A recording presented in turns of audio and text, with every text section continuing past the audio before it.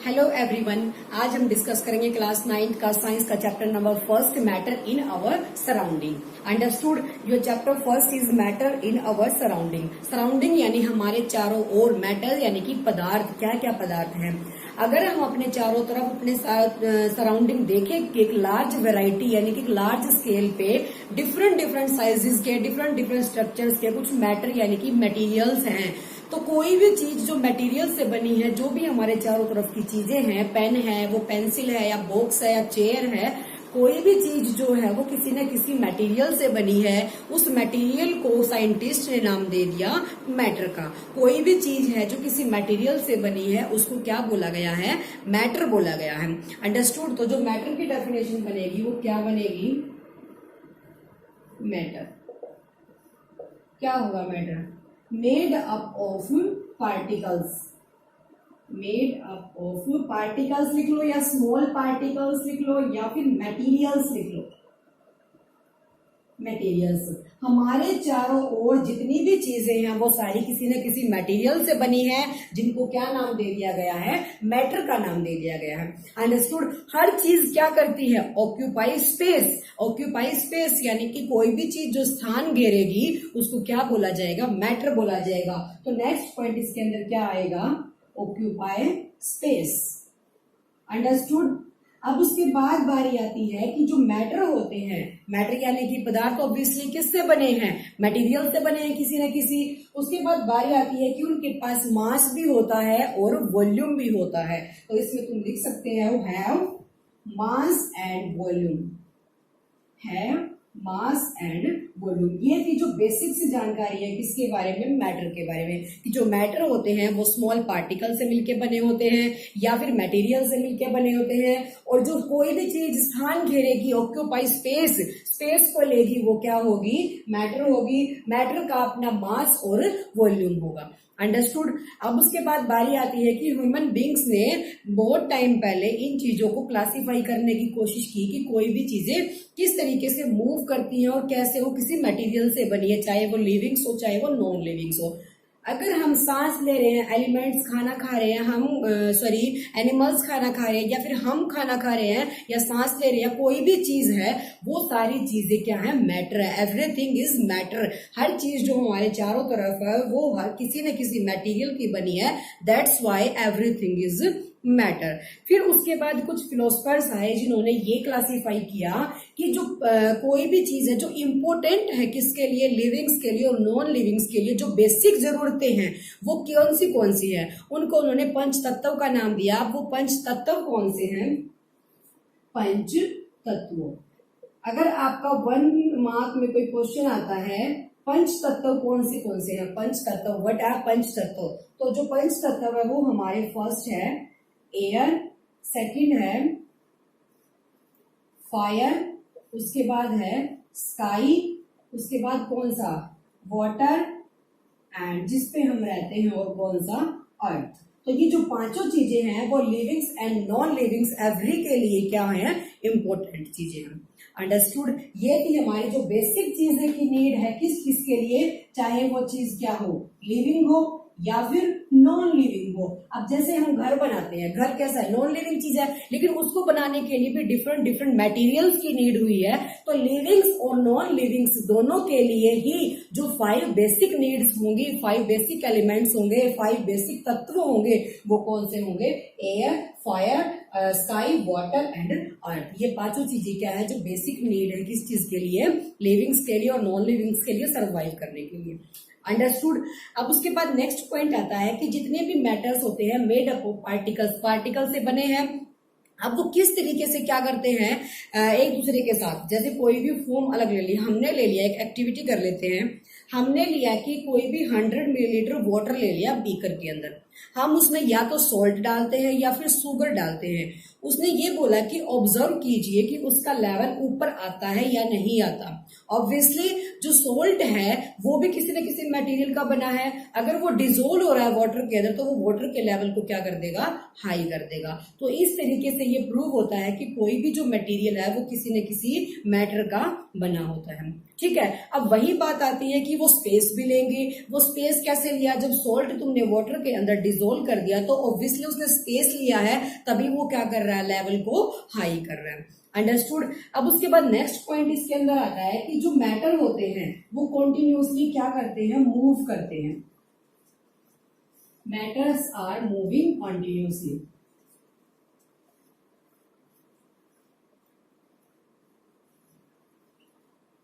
Matters are moving continuously। अब इसके लिए भी एक एक्टिविटी है, सारी एक्टिविटीज को रीड कर लेना, विदाउट एक्टिविटीज आपको कुछ समझ नहीं आने वाला। सारी 10th में भी एक्टिविटीज काम आएंगी, तो अभी से हैबिट डालो एक्टिविटीज को रीड करने की। ठीक है, मैटर्स आर मूविंग कॉन्टिन्यूसली, जो मैटर्स होते हैं वो कॉन्टिन्यू मूव करते हैं। अब ये बात कैसे प्रूव हुई, हमने कोई वाटर में बीकर के अंदर एक वाटर ले लिया, वाटर के अंदर तुमने कुछ इंक के ड्रॉप छोड़ दिए। इंक के ड्रॉप जब तुमने वाटर के अंदर छोड़े हैं तो कुछ टाइम बाद जो इंक है वो कंटिन्यू क्या करेगी, मूव करके सारे उसको वाटर को, जैसे भी इंक है ब्लू है या फिर रेड है, क्या कर देगी, सारे वाटर को ब्लू कर देगी। तो इसका मतलब जो मैटर होते हैं वो क्या करते हैं, मूव भी करते हैं। अंडरस्टूड, ये थी उसकी कैरेक्टरिस्टिक। अब बारी आती है कि जो मैटर्स होते हैं, पार्टिकल्स होते हैं, वो सारे स्पेस भी लेते हैं। स्पेस लेने की बात हमने प्रूव कर दी है।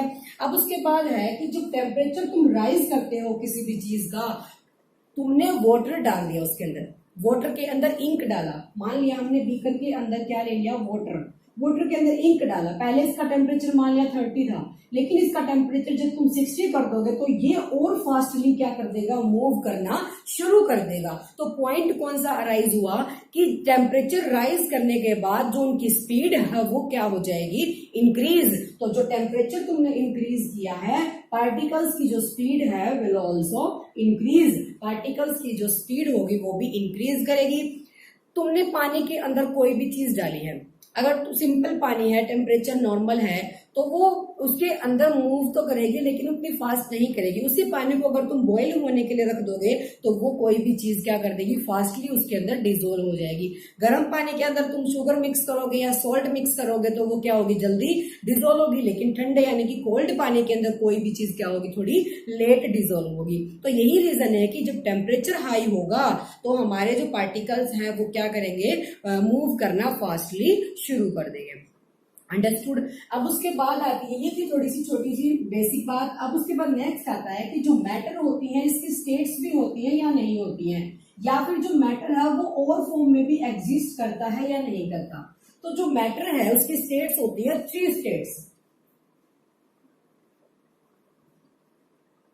3 कौन सी स्टेट है, first is solid, second is liquid, third हमारी क्या है, गैस। ठीक है, जो मैटर है, matters have 3 states, solid, liquid and gas. अब पहले स्टडी करते हैं सॉलिड्स के बारे में। सॉलिड्स हमारे क्या होंगे, रिजिड होते हैं। रिजिड मतलब कठोर होते हैं। Solids have definite shape. अब मैंने बोला कि कोई भी मैटर है उसके पास शेप है, लेकिन हर मैटर की सेम शेप नहीं हो सकती, डिफरेंट डिफरेंट होगी। तो जो सॉलिड्स होते हैं, solids have definite shape and volume. जो सॉलिड्स होंगे उनके पास डेफिनेट ही उनकी शेप होगी। जब तक तुम उसके ऊपर कोई फोर्स अप्लाई नहीं कर रहे हो तब तक जो सॉलिड है वो एज इट इज रहेगा।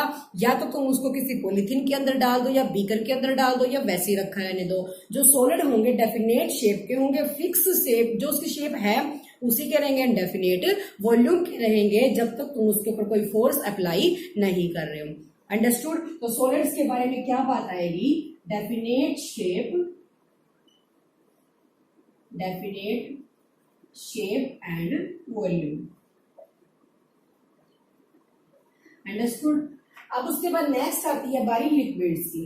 जो लिक्विड्स होंगे अब मान लिया गिलास में तुमने वाटर को डाला है, उसके बाद तुमने वाटर को डाल दिया दूसरे बीकर के अंदर या फिर कटोरी के अंदर या फिर किसी बर्तन के अंदर, तो जो लिक्विड्स होंगे क्या उनकी शेप हर जगह सेम रहेगी? नहीं रहेगी। जो लिक्विड्स होंगे जिस बर्तन में, जिस बीकर में या टम्बलर में तुमने उसको डाला है वो उसी की क्या ले लेते हैं? शेप ले लेते हैं। तो उसकी फिक्स कैसे हुई? तो लिक्विड्स की जो शेप है वो फिक्स नहीं है। लेकिन वॉल्यूम मान लिया तुम्हारे पास 1 गिलास वाटर है, उसको तुमने कटोरी के अंदर डाला, जितना उसके पास स्पेस है, तो वो कटोरी में डालने के बाद भी उतना ही रहेगा वॉल्यूम उसका जितना गिलास के अंदर था। तो जो वॉल्यूम है वो तो इनका क्या रहेगा? सेम रहेगा, लेकिन जो शेप है वो डेफिनेट नहीं है। तो इसके पास जो लिक्विड्स है उनकी शेप डेफिनेट नहीं है, no definite shape, no definite shape but definite volume, but definite volume, लेकिन वॉल्यूम उनका क्या होगा? डेफिनेट होगा। अंडरस्टूड। अब उसके बाद नेक्स्ट बारी आती है गैसेस की। गैसेस के पास क्या शेप? तो ऑब्वियसली नहीं है, जिस चीज के अंदर डाल दिया उसी के अंदर चली गई, उसी की शेप ले ली। उसके बाद उनका कोई डेफिनेट वॉल्यूम भी नहीं है। मान लिया एक बर्तन से दूसरे में डालते हुए, या सिलेंडर लगा लो जो हम घर में यूज करते हैं, एलपीजी वगैरह, डालते हुए कुछ ना कुछ गैसेस के जो पार्टिकल्स हैं वो मूव करेंगे इधर उधर, ठीक है, इवेपोरेट होके वो उड़ जाएंगे। उसके बाद जो गैसेस होती हैं उनके पास no definite shape, no shape and no volume, no shape and no volume. Gases का कोई डेफिनेट शेप नहीं होता, कोई डेफिनेट वॉल्यूम नहीं होता। तो तीनों के अंदर जो डिफरेंस क्रिएट हुआ वो क्या है कि जो सॉलिड्स होंगे हमारे डेफिनेट शेप होगा और डेफिनेट वॉल्यूम होगा, क्योंकि फिक्स होगा, चाहे तुम सॉलिड को कहीं भी रख दो जब तक तुम उसके ऊपर कोई फोर्स अप्लाई नहीं कर रहे हो। उसके बाद जो लिक्विड्स होते हैं no definite shape but definite volume, volume definite रहेगा, क्योंकि अगर तुम मार्केट से 2 लीटर कोल्ड ड्रिंक ही लेके आए हो, उसको घर किसी बर्तन में डाल दोगे तो वो 2 लीटर ही रहेगी, ना कि कम हो जाएगी। तो वॉल्यूम क्या रहेगा? उसका डेफिनेट रहेगा। उसके बाद गैसेस की बारी आती है, नो शेप नो वॉल्यूम, इनकी कोई शेप नहीं होती, इनका कोई वॉल्यूम नहीं होता, जहां जिसमें डाल देंगे वैसे ही हो जाएगा। अंडरस्टूड। अब उसके बाद नेक्स्ट बारी आती है कि जो सॉलिड्स होते हैं उनके बीच में फोर्स कैसा होगा। किसी के अंदर स्ट्रॉन्ग फोर्स होगा, किसी के अंदर वीक फोर्स होगा। फोर्सेस की बारी आएगी।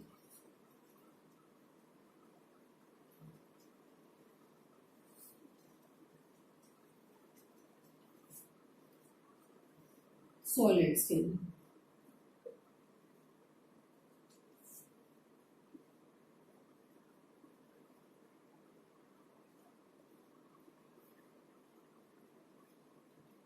डेफिनेट शेप है, तुमने किसी बर्तन को सॉलिड में डाल, सॉलिड को किसी भी बर्तन में डाल दिया, शेप उसकी क्या है? डेफिनेट है। तो जो फोर्स इन सारे पार्टिकल्स के बीच में लगा हुआ है उस फोर्स को हमने एक नाम दे दिया इंटरमोलिक्यूलर फोर्स का। तो जो फोर्स लगेगा इनके अंदर सबसे स्ट्रॉन्ग होगा, क्योंकि सारे पार्टिकल्स एक दूसरे के साथ अटैच हैं। पार्टिकल्स और also attract to each other, एक दूसरे को क्या करते हैं? अट्रैक्ट करते हैं। इंटर का मतलब अंदर, अंदर यानी कि इन दोनों को इनको जो पकड़ के रखता है, बाइंड करके रखता है, इनका जो फोर्स है वो क्या है? स्ट्रॉन्ग है। तो मैक्सिमम इंटरमोलिक्यूलर फोर्स, तो इनका जो मॉलिक्यूलर फोर्स होगा वो क्या होगा? मैक्सिमम होगा, मैक्सिमम इंटर मोलिक्यूलर फोर्स। ठीक है। अब उसके बाद नेक्स्ट बारी आती है लिक्विड्स की। अब लिक्विड्स का कैसे होगा? जो लिक्विड होंगे वो हमने ले लिए ऐसे, पार्टिकल्स मूव करते हैं, लिक्विड ये है। तो लिक्विड है वो किस फॉर्म में होगा? मॉडरेट फॉर्म में होगा, ना तो कम ना ज्यादा। तो मॉडरेट इसका इंटरमोलिक्यूलर फोर्स होगा, क्योंकि देखो जो कोई भी मैटर है उसकी स्टेट को हम चेंज कर सकते हैं। हमने सॉलिड को मेल्ट होने के लिए रख दिया, मेल्ट हुआ, मेल्ट होके वो क्या हो गया? लिक्विड। अब सॉलिड का कोई एग्जांपल ले लेते हैं। पहले तो सॉलिड का हमने एग्जांपल लिया आइस, ठीक है। लिक्विड का मैंने ले लिया वाटर, ठीक है। अब गैस का ले लेते हैं, गैस का हमने ले लिया वाटर वेपर, वेपर्स, ठीक है। जब तुमने सॉलिड को क्या किया? बॉईल किया, किसी भी टेम्परेचर पे, मान लिया हमने उसको गर्म कर दिया मेल्ट करने के लिए, तो जो सॉलिड्स होंगे वो किस में कन्वर्ट हो जाएंगे? लिक्विड में। लिक्विड में आने के बाद जब सॉलिड लिक्विड में आए हैं तो इन्होंने इसके पार्टिकल्स को लूज कर दिया, क्योंकि मेल्ट हो गए।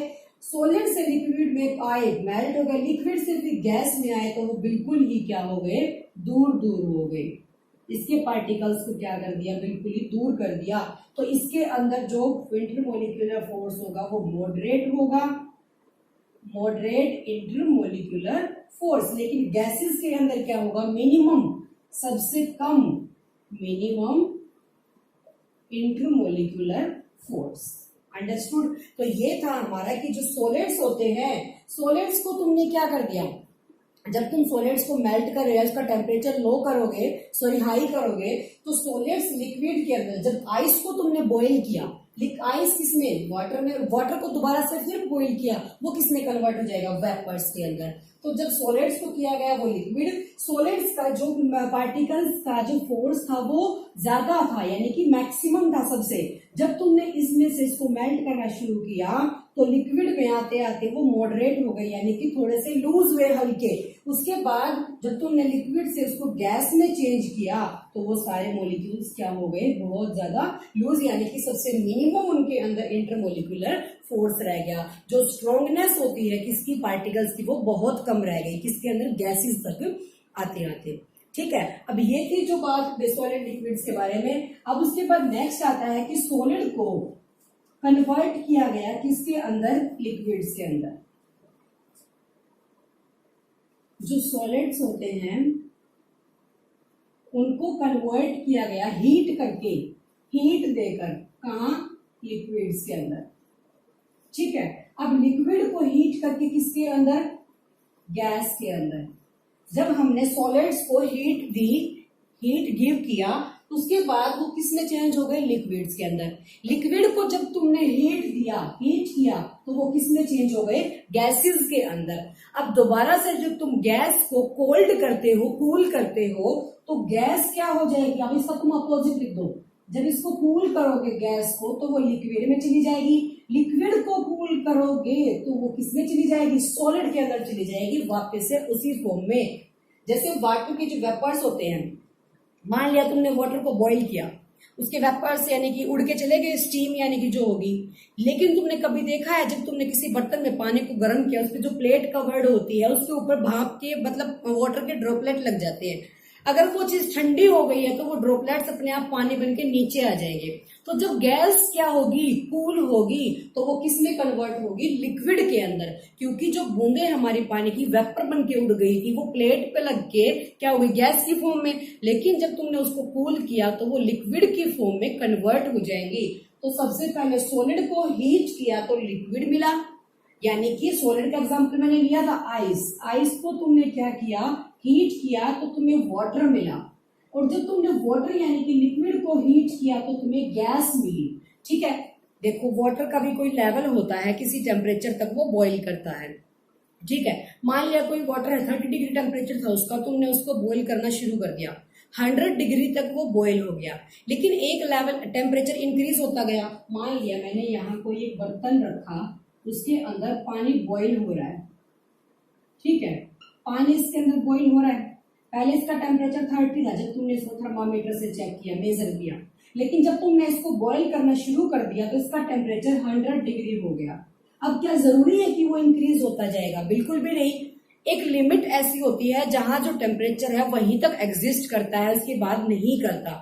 उसके बाद जो सॉलिड था वो लिक्विड में कन्वर्ट हो गया बॉईल होने के बाद, लेकिन उसके बाद वो लिक्विड है स्टीम बनना शुरू कर देगा, उड़ना शुरू कर देगा, उसका टेम्परेचर हाई इंक्रीज होता तुम्हें दिखाई नहीं देगा। तो वो भी एक डेफिनेट ही टेम्परेचर तक एग्जिस्ट करते हैं। ठीक है, अब ये था कि जो गैसेस है, गैसेस को कूल करने के बाद क्या मिलेगा, हमें लिक्विड मिलेगा, लिक्विड को कूल किया तो हमें सॉलिड मिलेगा। अंडरस्टूड। अब उसके बाद इंपॉर्टेंट पॉइंट आता है कि जो मेल्टिंग पॉइंट है वो क्या होगा, मेल्टिंग पॉइंट क्या होगा। सबसे पहले तो मेल्ट होना ही बताओ। मेल्टिंग पॉइंट एक ऐसा पॉइंट है जब तुमने किसी चीज को मेल्ट करना, सॉलिड को ही लेके चलो, सॉलिड को तुमने मेल्ट करना शुरू किया तो जिस पॉइंट पे आके वो मेल्ट होना स्टार्ट हुआ है वो पॉइंट कौन सा है, मेल्टिंग पॉइंट है। अब उसके बाद नेक्स्ट पॉइंट आता है boiling point. Boiling point, boiling point भी सेम है। तुमने अगर लिक्विड को भी डाल दिया उसके अंदर, बीकर के अंदर गर्म करने के लिए, तो लिक्विड या जिस पॉइंट पे वो क्या करेगा, गिवन वो डिपेंड करता है गिवन सॉलिड या फिर किसी भी चीज पे। क्योंकि देखो कोई भी चीज है वो सारी सेम टेम्परेचर पे बॉईल करना शुरू नहीं करेगी, सबका टेम्परेचर डिफरेंट डिफरेंट होगा। जैसे मान लिया लस्सी को गर्म किया तो वो डिफरेंट टेम्परेचर पे बॉईल करना शुरू करेगी, उससे डार्क कोई चीज ली है तो वो डिफरेंट टेम्परेचर पे, जो वाटर है वो डिफरेंट टेम्परेचर पे। तो हर चीजें डिफरेंट डिफरेंट टेम्परेचर पे ही मेल्ट होती हैं और डिफरेंट डिफरेंट टेम्परेचर पे ही बॉईल होती हैं, तो सबका अलग होगा। अब बात है यहाँ पे गिवन, जो गिवन सॉलिड तुम्हें है उसी के ऊपर वो क्या करेगा, फॉलो करेगा। जो पॉइंट हमारा ऐसा आ गया उस लिक्विड का जहां से उसने बॉईल कर, अब पानी बिल्कुल रखा तुमने गैस के ऊपर, अब ऐसा तो है नहीं कि रखते ही उसने बॉईल करना शुरू कर दिया, ऐसा कभी नहीं होता। एक लिमिट ऐसी आती है गर्म होने के बाद जब वो बॉईल करना शुरू करता है, तो जिस पॉइंट पे वो स्टार्टिंग पॉइंट उसका बॉइलिंग का होगा उसको क्या बोला गया है, बॉइलिंग पॉइंट बोला गया है। अंडरस्टूड। तो ये दो इंपोर्टेंट पॉइंट है इसके अंदर, मेल्टिंग के अंदर और बॉइलिंग के अंदर। जब तुमने सॉलिड को मेल्ट करना शुरू किया, जहां से वो मेल्ट करना शुरू हुआ जिस टेम्परेचर से, वो पॉइंट हमारा मेल्टिंग पॉइंट, और जिस टेम्परेचर से कोई भी चीज बॉइल होनी स्टार्ट हो गई वो क्या होगा, हमारा बॉइलिंग पॉइंट होगा। अंडरस्टूड। अब तुमने पढ़ा मेल्टिंग पॉइंट के और बॉइलिंग पॉइंट के बारे में। अब नेक्स्ट पॉइंट हमारा इसके अंदर आता है कि ये तो मेल्टिंग पॉइंट है, लेकिन दूसरा हमारा क्या होगा, मेल्टिंग, जिसको खाली मेल्टिंग बोला गया। मेल्टिंग का मतलब क्या है, अगर हम ओनली मेल्टिंग रखें,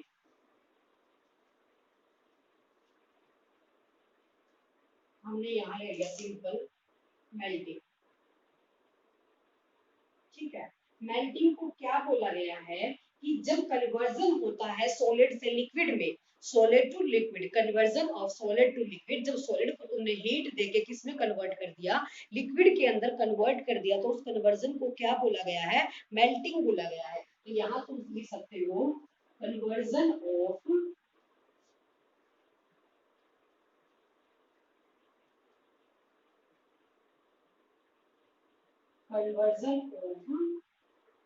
solid to liquid, solid to liquid, solid से लिक्विड में जब कन्वर्जन किया गया है तो वो कौन सा हो गया, मेल्टिंग हो गया।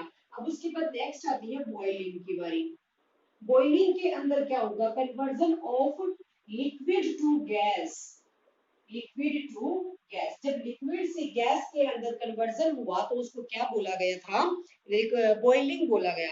तो नेक्स्ट इसका, ये तो खाली मेल्टिंग है, मेल्टिंग पे जब कन्वर्जन हुआ किसका, सॉलिड का लिक्विड के अंदर, लेकिन बॉइलिंग के अंदर लिक्विड का गैस के अंदर। उसके बाद बारी आती है मेल्टिंग पॉइंट की, जो पीछे भी बताया था कि गिवन सॉलिड, कोई पॉइंट, जिस पॉइंट के ऊपर कोई भी गिवन सॉलिड है, मैंने आपको पहले ही बताया कि हर सॉलिड की डिफरेंट डिफरेंट मेल्टिंग पॉइंट होंगे, जरूरी नहीं कि सारे सॉलिड सेम मेल्टिंग पॉइंट के ऊपर ही मेल्ट करना शुरू करेंगे, सारे सॉलिड्स का क्या होगा, डिफरेंट डिफरेंट मेल्टिंग पॉइंट होगा। तो जो सॉलिड जिस पॉइंट पे मेल्ट होना शुरू कर देगा वो उसका मेल्टिंग पॉइंट, और कोई भी जो चीज है या लिक्विड है वो जिस पॉइंट पे बॉयल होना शुरू कर देगा वो उसका बॉइलिंग पॉइंट हो जाएगा। ठीक है, ये थे जो मेल्टिंग और बॉइलिंग पॉइंट थे। चलो उसके बाद बारी आती है इवेपोरेशन की। व्हाट इज इवेपोरेशन, वाष्पीकरण क्या होगा, इवेपोरेशन।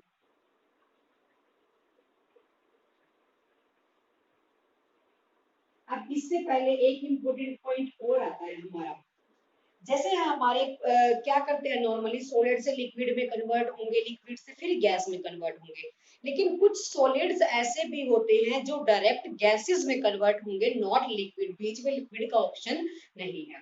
जैसे हमारे पास है सॉलिड डायरेक्ट कन्वर्ट होंगे किसमें, गैस में। अब इसका एग्जांपल, इनको क्या बोला गया है, सप्लीमेंट्री सॉलिड्स बोला गया है। This process is called sublimation.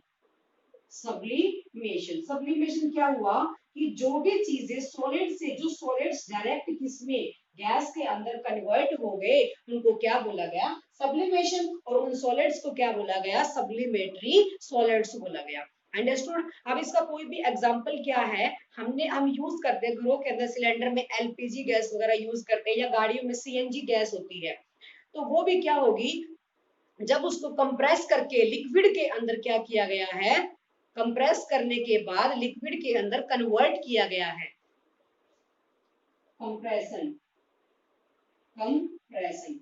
मान लिया हमने यहाँ पे ले लिया कोई भी गैस, अब उसको तुमने कंप्रेस किया, ऊपर से प्रेशर लगाया, तो वो गैस क्या हो जाएगी, यहाँ लिक्विड फॉर्म में कन्वर्ट हो जाएगी। तो कंप्रेशन, आफ्टर कंप्रेशन कोई भी चीज लिक्विड सॉलिड से या फिर गैस से किसमें कन्वर्ट हो सकती है, लिक्विड के अंदर कन्वर्ट हो सकती है। एलपीजी गैस हो गई लिक्विफाइड पेट्रोलियम गैस जिसका नाम है, तो यहाँ तुम एग्जांपल लिख सकते हो एलपीजी लिक्विफाइड। लिक्विफाइड क्यों बोला गया, क्योंकि कंप्रेस करने के बाद वो गैस किसमें कन्वर्ट हो गई, लिक्विड के अंदर। और इसी तरीके से क्या है, CNG compressed natural gas, compressed यानी कि प्रेशर लगने के बाद जो नेचुरल गैस हम गाड़ियों के अंदर यूज करते हैं। अंडरस्टूड। अब अपने पॉइंट पे आते हैं, इवेपोरेशन पे। What is evaporation? इवेपोरेशन और बॉइलिंग में, बॉइलिंग यानी कि दोनों का काम क्या है, सेम है, लिक्विड से गैसेस के अंदर कन्वर्ट करना। जब इवेपोरेशन होगा तो कोई भी चीज लिक्विड से किसमें कन्वर्ट होगी, गैस में। सेम चीज किसके अंदर आती है, बॉइलिंग के अंदर। इसके अंदर भी क्या होगा, लिक्विड से गैस के अंदर कन्वर्जन होगा। अब इन दोनों का डिफरेंस क्या है वो देखना है। फर्स्ट डिफरेंस हमारा क्या बोलता है कि जो इवेपोरेशन होगा वो किसी भी टेम्परेचर पे बॉयल होना शुरू कर देगा, उसका कोई फिक्स टेम्परेचर नहीं है। लेकिन बॉइलिंग के अंदर हमने क्या पढ़ा था कि किसी भी फिक्स पॉइंट के ऊपर आने के बाद जब वो बॉयल करना शुरू करता है वो उसका बॉइलिंग पॉइंट है। तो जो बॉइलिंग है उसके अंदर क्या आएगा, एट बॉइलिंग पॉइंट, बॉइल करना कब शुरू कर देगा, यानी कि गैस में कन्वर्जन कब शुरू होगा, किसी भी बॉइलिंग पॉइंट पे। जब कोई बॉइलिंग पॉइंट ऐसा आता है, एक पॉइंट ऐसा आता है जहां कोई भी चीज बॉइल करना शुरू कर देगी, वही उसके अंदर क्या होगा, बॉइलिंग पॉइंट होगा। बॉइलिंग के अंदर ये चीज आती है। बट इवेपोरेशन के अंदर क्या आएगा, एट एनी टेम्परेचर, ये किसी भी टेम्परेचर पे लिक्विड से गैस में कन्वर्ट हो सकता है। This process is called evaporation and this is the main difference between evaporation and boiling. जो बॉइलिंग होगा वो ओनली बॉइलिंग पॉइंट पे बॉइल करना शुरू करेगा, लेकिन जो इवेपोरेशन होगा वो एट एनी टेम्परेचर, किसी भी टेम्परेचर पे बॉइल करना शुरू कर देगा। अंडरस्टूड। ये था आपका जो था एक डिफरेंस।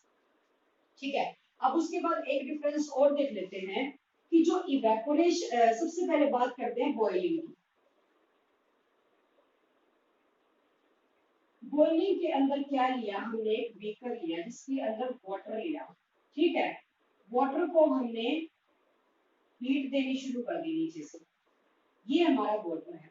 अब यहाँ से कोई भी जो वाटर के ड्रॉपलेट है वो गैस में कन्वर्ट होना शुरू करेंगे किसी भी एक बॉइलिंग पॉइंट के आने के बाद। ये बात हम बॉइलिंग की कर रहे हैं। बॉइलिंग के अंदर तुमने वाटर को हीट देनी शुरू कर दी और एक पॉइंट ऐसा आया बॉइलिंग पॉइंट जिस पे इसने बॉइल करना शुरू कर दिया। बॉइल करना शुरू किया तो जो लिक्विड है वो वेपर्स के अंदर, गैसेस के अंदर कन्वर्ट होना शुरू हो गए। अब वो शुरू हुए जब कन्वर्ट होना, तो वो पार्टिकल कौन से निकलेंगे, वो पार्टिकल कहीं से भी निकल सकते हैं, नीचे से भी, ऊपर से भी, सबसे नीचे वाला भी आ सकता है। तो इसको क्या बोला गया है, बॉइलिंग बोला गया है। इसको बल्क बोला गया, बल्क फिनोमिना यानी कि बल्क प्रोसेस। बल्क प्रोसेस इसलिए बोला गया है कि हीट देते टाइम कोई भी वाटर का पार्टिकल हमारा गैस में कन्वर्ट हो सकता है, चाहे वो सरफेस वाला है चाहे वो नीचे वाला है। अंडरस्टूड। लेकिन इवेपोरेशन के अंदर इसका बिल्कुल अपोजिट होगा। इवेपोरेशन के अंदर क्या होगा, मान लिया हमने एक बीकर ले लिया, बीकर के अंदर वाटर है, इसको हमें हीट देने की नीड नहीं होती, इसने हीट ले ली सराउंडिंग यानी कि अपने चारों तरफ से। ठीक है, तो इवेपोरेशन के टाइम पे क्या होगा, जो सरफेस के ऊपर इसके पार्टिकल है वाटर के, ओनली वही किसमें कन्वर्ट होंगे, गैस में होंगे।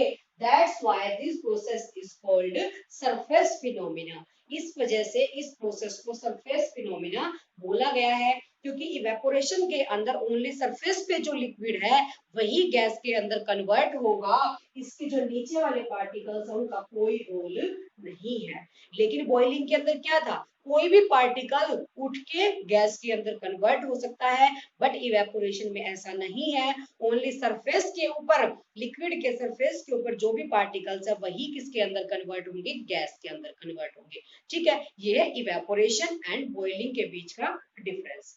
अब बात आती है कि जो इवेपोरेशन होता है, evaporation causes cooling, causes cooling. जो इवेपोरेशन है वो कूलिंग का रीजन भी है। अब वो क्यों है, इसका मेन फैक्टर है ये कि जो इवेपोरेशन है वो कूलिंग का भी क्या है, रीजन है। अब वो क्यों है, तो एग्जांपल लेके देखते हैं। जब तुमने एसीटोन, जो नेल पॉलिश का रिमूवर होता है, उसको एसीटोन को तुमने अपनी पाम पे रखा, हथेली पे रखा, तो उसने क्या किया कि तुम्हारी बॉडी से एनर्जी एब्जॉर्ब करना शुरू कर दी। बॉडी से हीट निकली, ऑब्वियसली एनर्जी है, हीट निकली। हीट निकल के क्या हो गया, वहां पे इवेपोरेशन होना शुरू हो गया। तो इवेपोरेशन होना शुरू हो गया, हीट तो वहां से क्या हो गई, ट्रांसफर हो गई, इवेपोरेट हो गई। उसके बाद जो एसीटोन था उसके अंदर जो कोल्डनेस थी, उससे तुम्हारी जो पाम है वो क्या हो गई, कोल्ड फील करना शुरू कर गई, वहां कोल्ड फील करना शुरू हो गया। तो किस वजह से होगा कि जो इवेपोरेशन है उस टाइम पे जो एनर्जी है वो एब्जॉर्ब कर ली जाती है, और जो खोई हुई एनर्जी है वो वापस लेने के लिए वो चीज इवेपोरेट होती है। तो वहां पे क्या होगा, एनर्जी जाने के बाद, लॉस्ट होने के बाद वो चीज ठंडी होना, फील लगना शुरू कर देगी। ठीक है, तो ये था हमारा इसके अंदर। अब बात आती है नेक्स्ट पॉइंट की जो फैक्टर्स हैं affecting by the evaporation. Evaporation की वजह से कौन से फैक्टर इसको इफेक्ट करते हैं।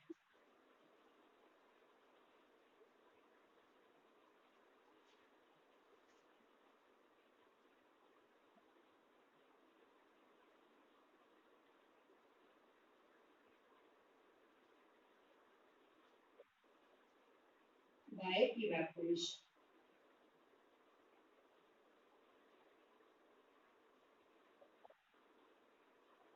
ठीक है, फर्स्ट पॉइंट हमारा यहाँ आता है इंक्रीज द सरफेस एरिया।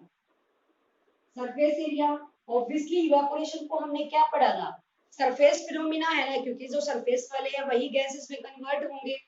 तो जो इंक्रीज द सरफेस एरिया होगा, फर्स्ट फैक्टर है। अब वो किस तरीके से होगा, एग्जांपल ले लेते हैं। तुमने कपड़े धोए, ठीक है, वॉश किए, उसके बाद एक तो तुमने कपड़ों को उठा के ऐसे कैसे पानी से निकाला और ऐसे रख दिया एक जगह पे झुंड बना के, और दूसरी जगह हमने कपड़े फैला के डाल दिए।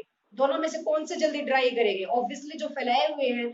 तो जितना सरफेस एरिया हमारा इंक्रीज होगा उतना ही क्या होगा, इवेपोरेशन होगा। अंडरस्टूड, उतने ही जल्दी क्या करेंगे, कपड़े सूखेंगे। ये बात तुम्हें अपनी लैंग्वेज में लिखनी है। फर्स्ट फैक्टर हमारा क्या बोलता है, increase the surface area.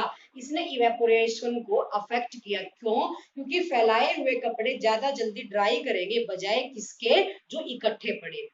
Understood. उसके बाद नेक्स्ट पॉइंट हमारा इसके अंदर आता है इंक्रीज टेम्परेचर। Increase temperature. अब इंक्रीज टेम्परेचर की बारी आती है, वही फिर बात आएगी, कपड़ों को तुमने धोया, उसके बाद तुम समर वाले जो कपड़े होंगे, समर में तुम कपड़े सुखा रहे हो और एक विंटर में सुखा रहे हो, दोनों में से कौन से कपड़े ज्यादा जल्दी ड्राई करेंगे, ऑब्वियसली समर वाले करेंगे, क्योंकि टेम्परेचर क्या है, ज्यादा है। तो जितना ज्यादा टेम्परेचर इंक्रीज होगा कपड़े उतने ही जल्दी ड्राई करना शुरू कर देंगे। ड्राई करना, एब्जॉर्ब यानी कि निकल जाना, वहां से हीट का निकल जाना या वाटर के पार्टिकल्स का निकल जाना, एब्जॉर्ब हो जाना। वहां से जब निकल गए वाटर के पार्टिकल्स तो वो क्या हो गई, चीज ड्राई हो गई। तो समर के अंदर टेम्परेचर इंक्रीज होने की वजह से कपड़े क्या होंगे, ज्यादा जल्दी ड्राई हो जाएंगे। तो फैक्टर कौन सा बना, इंक्रीज द टेम्परेचर बना। अंडरस्टूड। अब उसके बाद थर्ड पॉइंट आता है ह्यूमिडिटी। ह्यूमिडिटी, अब देखो, तुमने कुछ कपड़े डाल दिए, पानी मतलब गीले कपड़े तुमने बाहर रखे हैं, ठीक है, वॉट हमारे सराउंडिंग यानी कि वातावरण में, एटमॉस्फेयर में ऑलरेडी वाटर के बहुत सारे ड्रॉपलेट्स हैं, उसको ह्यूमिडिटी बोल देते हैं। तो क्या वो कपड़े ऑलरेडी जिनके पास वाटर के ड्रॉपलेट हैं और ज्यादा अमाउंट में हमारे सराउंडिंग से वाटर के ड्रॉपलेट गेन करेंगे, ये क्वेश्चन अराइज होता है। वो कभी भी ऐसा नहीं करेंगे। वहां से जो ह्यूमिडिटी है वो डिक्रीज हो जाएगी हमारी, जब टेम्परेचर हमारा क्या होगा, इंक्रीज होगा। अंडरस्टूड। तो वहां ह्यूमिडिटी क्या करेगी, डिक्रीज हो जाएगी। ठीक है, अब उसके बाद नेक्स्ट पॉइंट आता है speed of wind. Speed of wind, fourth factor हमारा ये बोलता है कि अगर हमने कपड़े को बंद कमरे में डाल दिए या फिर एक बाहर बहुत तेज विंडी डे जो होते हैं, तेज हवाएं जब चलती हैं, तेज हवाएं जहां मूव कर रही है वहां तुमने कपड़े डाल दिए, तो जो स्पीड होगी विंड की वो वाटर के पार्टिकल्स को एब्जॉर्ब करके उड़ा ले जाएगी। तो जितने भी कपड़े हमारे विंडी सीजन के अंदर यानी कि हवा के अंदर सूख रहे, वो जल्दी क्या होंगे, ड्राई हो जाएंगे, बजाय किसके, विदाउट विंड के। तो फोर्थ फैक्टर हमारा किस पे इफेक्ट करता है, इवेपोरेशन पे इफेक्ट करता है। तो इंक्रीज द सरफेस एरिया, जितना ज्यादा कपड़ों को फैला के सुखाओगे वो उतना जल्दी ड्राई करेंगे। This factor is affecting the evaporation. And second is increase the temperature, जितना ज्यादा टेम्परेचर होगा कपड़े उतने जल्दी ड्राई करना शुरू कर देंगे। ह्यूमिडिटी क्या हो जाएगी, डिक्रीज होना शुरू हो जाएगी, क्योंकि कपड़े ऑलरेडी गिले हैं तो वो सराउंडिंग अपने चारों तरफ से एक्स्ट्रा वाटर के ड्रॉपलेट गेन नहीं करेंगे। ठीक है, हमारा फोर्थ आता है स्पीड ऑफ विंड, जितनी ज्यादा तेज हवा चलेगी स्पीड से कपड़े उतने ही जल्दी ज्यादा क्या होंगे, ड्राई होंगे। ठीक है, ये थे हमारे इंपॉर्टेंट फैक्टर्स जो किसको अफेक्ट करते हैं, इवेपोरेशन। अब नेक्स्ट आता है कि जो समर्स होती है, समर के अंदर हम कॉटन के कपड़े ही क्यों डालते हैं, why we wear cotton clothes in the summer, cotton clothes in summer, गर्मियों के अंदर कॉटन के क्लॉथ्स क्यों डाले जाते हैं। ठीक है, अब क्वेश्चन यहाँ बना है कि जो कॉटन के क्लॉथ्स होते हैं उनके अंदर ऐसी क्या होगी, पावर होगी जो एब्जॉर्ब करेंगे स्वेट, यानी कि जो पसीना आपकी बॉडी से निकलता है उनको एब्जॉर्ब करने की जो पावर है वो कॉटन के क्लॉथ्स के अंदर होती है, क्योंकि उनके अंदर स्मॉल स्मॉल क्या होंगे, माइक्रोस्कोपिक लेवल पे होल होते हैं। जब वो स्वेट को क्या करेंगे, अपने अंदर एब्जॉर्ब कर लेंगे तो हमारी बॉडी कूल फील करना शुरू कर देगी। तो यही रीजन है कि समर्स के अंदर कॉटन के ही क्लॉथ्स डाले जाते हैं। तो ये रीजन यहाँ पे कि जो कॉटन क्लॉथ्स हैं, कॉटन क्लॉथ्स हैव टेंडेंसी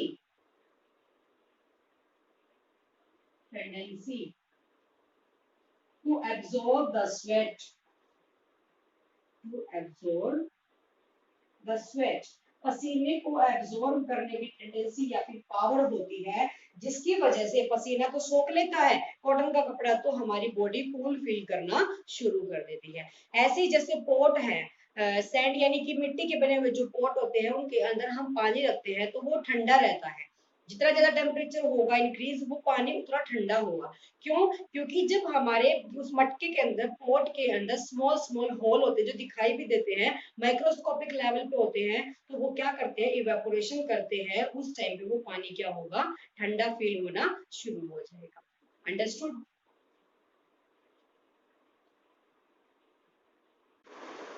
अब देखो नेक्स्ट कंसेप्ट क्या आता है कि कोई भी चीज, हम एक चीज हम स्टडी कर चुके हैं कि जो वो सॉलिड्स होते हैं, सॉरी जो मैटर्स होते हैं उनकी डिफरेंट डिफरेंट क्या होती हैं, स्टेट होती हैं। वो किसके ऊपर डिपेंड करती हैं, डिफरेंट स्टेट्स, कि जितना डिफरेंस हमारा पार्टिकल्स के बीच में होता है वो उसी के ऊपर डिपेंड करेगी। अगर पार्टिकल्स के बीच में डिफरेंस कम है तो वो सॉलिड बोला गया है, पार्टिकल्स के बीच में डिफरेंस ज्यादा है तो उसको लिक्विड बोला गया है, और अगर पार्टिकल्स के बीच में डिफरेंस बहुत ही कम है, उससे भी कम है, उसको क्या बोला गया है, सॉरी बहुत ज्यादा है, उसको गैस बोला गया है। ठीक है, अब बारी आती है कि जब हमने सॉलिड से लिक्विड में उसको कन्वर्ट किया था और लिक्विड से गैस में कन्वर्ट जब किया था, वो किस किस चीजों पे बेस्ड चीजें हैं। ठीक है, अब यहाँ पे सॉलिड को जब तुमने लिक्विड के अंदर कन्वर्ट किया आफ्टर हीटिंग, हीट देने के बाद सॉलिड को हमने किसके अंदर कन्वर्ट किया, लिक्विड के अंदर, तो उस प्रोसेस को क्या बोला गया है, फ्यूजन।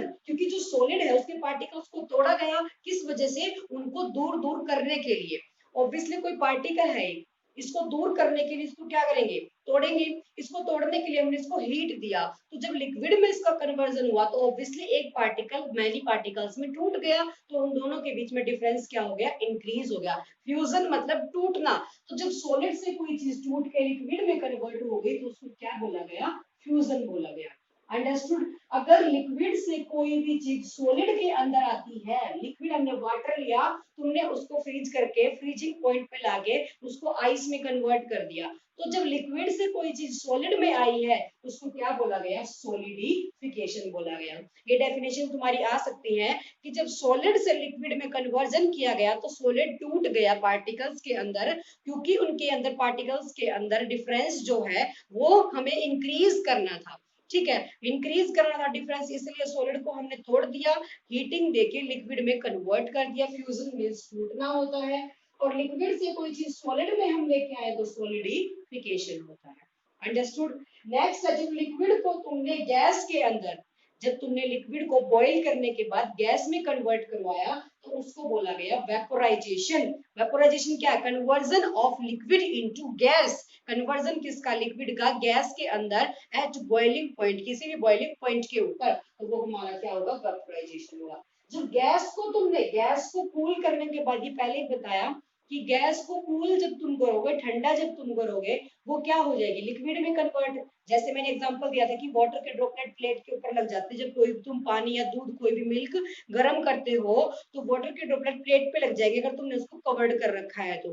ठीक है, आफ्टर कूलिंग, ठंडा होने के बाद वो वाटर के ड्रॉपलेट में शो होना शुरू हो जाएंगे लिक्विड की फॉर्म में, तो उसको बोला गया कंडेंसेशन। कंडेंसेशन किसको बोला गया, conversion of gas into liquids में। अंडरस्टूड। अब नेक्स्ट आता है, जब सॉलिड से कोई भी चीज गैस के अंदर कन्वर्ट होती है, जैसे कार्बन डाइऑक्साइड है under low pressure, dry ice बोला गया कार्बन डाइऑक्साइड को।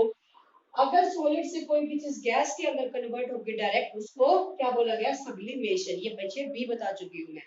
अगर गैस से कोई चीज सॉलिड के अंदर डायरेक्ट आ रही तो उसको बोला गया डीपोजिशन। अपनी पोजीशन ले ली गैस से डायरेक्ट सॉलिड की, ठीक है, तो अपनी पोजीशन पे जब आ गया गैस से सॉलिड, डिपोजिशन। आप दोबारा रिवाइज कर लो, solid converted into liquid is called fusion, liquid converted into solid is solidification, liquid converted into gas is vaporization, gas converted into liquid is condensation, and gas converted into solid is deposition, and solid converted into gas is sublimation. Understood. ये थे आपके basic concept जो solid, liquid and gases को लेकर थे। ठीक है, अब उसके बाद नेक्स्ट आता है एक पॉइंट और रह गया आपका, लेटेंट हीट का भी एक छोटा सा जिक्र है इसके अंदर। तो लेटेंट हीट हमारी क्या होगी, लेटेंट हीट क्या होगी। अब ये भी दो चीजों पे डिपेंड करती है, लेटेंट हीट ऑफ फ्यूजन। ठीक है, यहाँ पे latent heat of vaporisation, of vaporisation. अब मैंने आपको पीछे भी बताया था, मान लिया तुमने बीकर के अंदर पानी लिया, ठीक है, उस पानी को तुमने बॉईल करना शुरू कर दिया हीट देने के बाद। ठीक है, हीट दे दिया हमने इसको, हीट दिया तो पानी बॉईल करना शुरू कर गया। पानी का पहले टेम्परेचर कितना था, 30 डिग्री था जब तुमने इसको मेजर किया थर्मोमीटर से। फिर ये किसमें कन्वर्ट हो गया, आफ्टर बॉइलिंग 100 में कन्वर्ट हो गया। 100 डिग्री सेल्सियस पे बॉईल होने के बाद जब तुमने इसको दोबारा से टेम्परेचर को मेजर किया तो आफ्टर 100 ये कोई भी वैल्यू नहीं शो कर रहा। वाई, क्योंकि इसका भी एक फिक्स बॉइलिंग पॉइंट है, उसके बाद ये अनदर स्टेट में कन्वर्ट होना शुरू हो गया। कौन से स्टेट में, लिक्विड जब तुमने बॉईल कर दिया तो एक ऐसा पॉइंट आया जहां पे वो बॉईल करना बंद करके किसमें कन्वर्ट हो गया, गैसियस स्टेट में कन्वर्ट करना शुरू कर गया। तो जो लेटेंट हीट ऑफ फ्यूजन हुआ, तो यहां से क्या हुआ, हीट देने के बाद सॉलिड किसमें कन्वर्ट हुआ, लिक्विड के अंदर कन्वर्ट हुआ। लेकिन लेटेंट हीट ऑफ वेपोराइजेशन क्या बोलता है कि जब तुमने हीट दिया तो लिक्विड किसके अंदर, गैस के अंदर कन्वर्ट हो गया। ये इसका एग्जांपल है लेटेंट हीट ऑफ वेपोराइजेशन का। अब लेटेंट हीट ऑफ फ्यूजन का एक एग्जांपल देख लेते हैं। हमने आइस ले ली, मान लीजिए आइस क्यूब है कोई भी, हमने इसको हीट किया है, हीट देनी शुरू कर दी, आइस क्यूब को तुमने हीट देनी शुरू कर दी, तो क्या ये सॉलिड फॉर्म है जो वो डायरेक्ट क्या हो जाएगी, गैस हो जाएगी, नहीं होगी, इसका टेम्परेचर चेंज नहीं होगा। तुमने इस आइस क्यूब का टेम्परेचर नोट कर लिया, मान लिया 0 डिग्री सेल्सियस पे ये वो है, फ्रिज है, बिल्कुल आइस है सॉलिड फॉर्म में, तुमने इसका टेम्परेचर नोट किया। जब तुमने इसको हीट देके शुरू किया, इसको हीट देना, आफ्टर सम टाइम भी इसका टेम्परेचर सेम रहेगा। क्यों?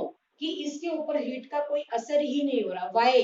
क्योंकि ये गैस में कन्वर्ट नहीं हो रहा है, ये पहले इसके टुकड़े करेगा, पार्टिकल्स करेगा, तभी फ्यूजन है।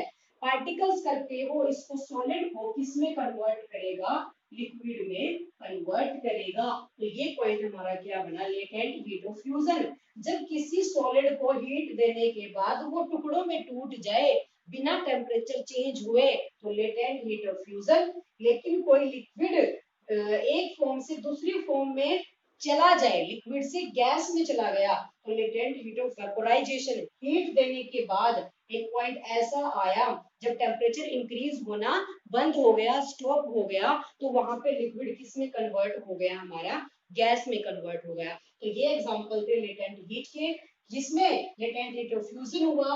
फ्यूजन मैंने बताया था पीछे भी कि सॉलिड का लिक्विड में कन्वर्जन होना। एग्जांपल बताया कि जो आइस है उसको तुमने हीट देना शुरू किया, पहले भी उसका टेम्परेचर सेम था, बाद में भी सेम रहेगा। क्यों?